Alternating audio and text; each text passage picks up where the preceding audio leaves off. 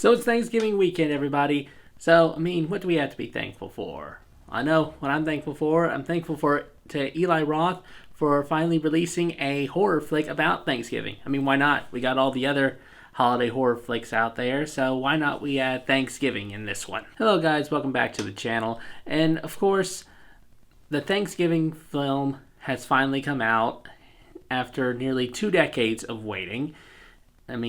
I'm pretty sure there have been some other reviewers who have gone into this, but the origins of this flick started back actually in 2007 when Eli Roth created a fake trailer for Grindhouse.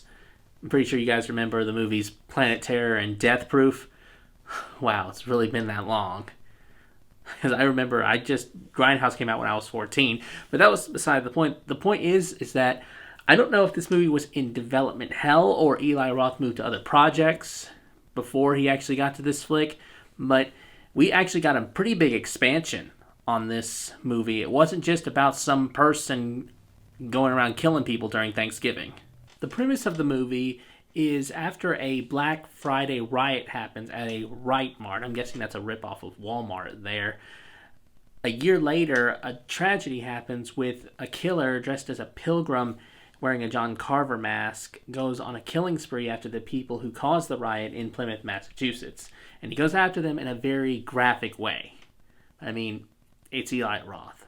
You're expecting graphic splatter, gore everywhere in this film if he's the one who is directing this flick. I'm not a big Eli Roth fan. I found his movies are fun, but they're actually always been like those movies you would watch with friends at parties. So when I went into this film, I wasn't expecting much from his other horror flicks, blood splatter everywhere. But we'll say I was surprised. This film actually had its own uniqueness to it from his other films. The setup for this movie is good. I'm not going to lie about that. Black Friday in retail, I've worked retail before, and retail on Black Friday is nuts. This is something you see in reality. People clamoring over each other, getting trampled on, fighting for that last game console or whatever big thing is out there. That is true. That is crazy. So, putting that setup in there and with what happened, it doesn't just make it look like a slasher flick, like some cannibalistic killer is out going for blood. This actually made it seem more like this was about revenge.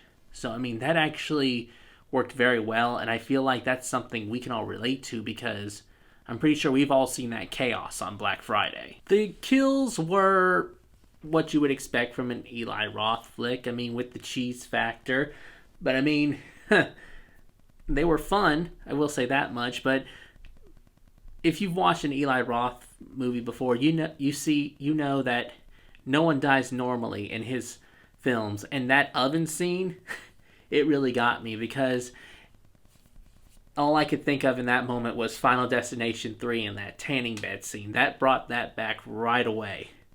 So, it's interesting how the unnatural deaths, like the ones we see that we probably think will never happen, are the ones that stick the most, even if they're cheesy as hell.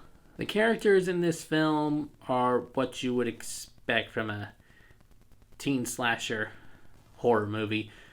They were only noticeable when they were dying. No investment whatsoever. I couldn't stand them. The only person I was really liking was the guy who was killing them. The climax was very hostile, like with a little green inferno thrown in there.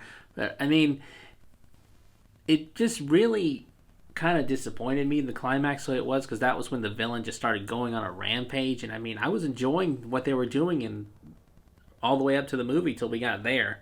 Then it just went straight to the torture porn stuff. And also it felt like it was stretched, like trying to keep it suspenseful when finding out who it was behind the mask. No, the killer's John Carver mask. But I figured out who it was like 45 minutes into the movie after a certain scene happened. And I'm not vouching for the whole audience that watched it with me, but I'm pretty sure there were others in there who grasped it too. I mean, stretching it out when we already know who it is and trying to get us to look the other way, I mean, that just doesn't work. I mean, after that, this certain scene, plain as day who it was. I'm going to give Thanksgiving a C+. I mean, it was a fun movie. Very enjoyable for an Eli Roth flick because, I mean, his films are fun to watch, but this one was probably the most enjoyable I've seen him make. But in the end, this is one of those movies where once you've seen the trailer, you've seen the movie already.